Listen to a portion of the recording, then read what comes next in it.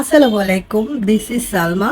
চলো আজকে আমার সাথে একটু সকালের স্কিন কেয়ার আর রেডি হওয়ার রুটিনটা শেয়ার করি। সকালটা শুরু করছি একদম সিম্পল একটা স্কিন কেয়ার রুটিন দিয়ে। প্রথমে মুখে দিচ্ছি আমার ফেভারিট সিরাম, কয়েক ফোঁটা করে মুখে ডট ডট করে লাগিয়ে দিচ্ছি। এরপর খুব আলতো হাতে সিরামটা মুখে ভালোভাবে অ্যাপ্লাই করে নিচ্ছি। আমি আসলে সকালে স্কিন কেয়ারে খুব বেশি কিছু ব্যবহার করি না, যতটুকু দরকার ততটুকুই রাখার চেষ্টা করি। সিরামটা ভালোভাবে বসে যাওয়ার পর দিচ্ছি ময়শ্চারাইজারটা পুরো মুখে ভালোভাবে মিশিয়ে নিচ্ছি, স্কিন যাতে হাইড্রেটেড আর ফ্রেশ থাকে। এটা আমার কাছে বেশ গুরুত্বপূর্ণ। এরপর আসছে খুবই গুরুত্বপূর্ণ একটা স্টেপ, সানস্ক্রিন। আমি বাইরে বের হই বা না হই, দিনের বেলা সানস্ক্রিন দেওয়ার চেষ্টা করি, কারণ সূর্যের ইউভি রশ্মি কিন্তু শুধু বাইরে গেলেই ত্বকের ক্ষতি করে না, প্রতিদিনের এক্সপোজারেও স্কিনের ওপর প্রভাব ফেলে। তাই স্কিন কেয়ারের শেষ ধাপ হিসেবে সানস্ক্রিনটা ভালোভাবে পুরো মুখে অ্যাপ্লাই করে নিচ্ছি।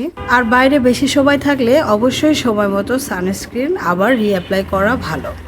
স্কিন কেয়ার শেষ, এবার চুলটা একটু গুছিয়ে নেই। ভেজা অবস্থায় চুলে দুফোঁটা সিরাম ভালোভাবে পুরো চুলে অ্যাপ্লাই করে নিব। তারপর চুলগুলা চিরুনি করে হেয়ার ব্যান্ড দিয়ে চুলটাকে সেট করে দিলাম। সামনের চুলগুলো একটু ছোট, কিছুতেই কন্ট্রোলে থাকতে চায় না, আর একটু বড় হওয়ার কারণে সামনে খুবই ডিস্টার্ব করে, কাজ করতে অসুবিধা হয়। তাই সেগুলো একটু সামলাতে এই রাউন্ড ব্যান্ডটা পরে নিলাম। এবার একটু পারফিউম দিয়ে নেই। এই পারফিউমটা ইন্ডিয়া থেকে এনে আমাকে বিলাসভাবে গিফট করেছে, তাই এই পারফিউমটার সাথে আলাদা একটা ভালো লাগা জড়িয়ে আছে। পারফিউমের পর এবার একটু লিপস্টিক না হলে কি আর পুরো রেডি হওয়া যায়। প্রথমে লিপ লাইনার দিয়ে ঠোঁটটাকে একটু শেপ করে নিচ্ছি, তারপর দিচ্ছি আমার পছন্দের একটা সুন্দর পিঙ্ক লিপস্টিক। পিঙ্ক শেডটা আমার কাছে খুবই সফট আর ফ্রেশ লাগে, সকালের জন্য একদম পারফেক্ট। ব্যাস, আজকের সকালের স্কিন কেয়ার আর রেডি হওয়া দুটোই কমপ্লিট। এখন আমি একদম রেডি। চলো এবার দিনের কাজ শুরু করা যাক।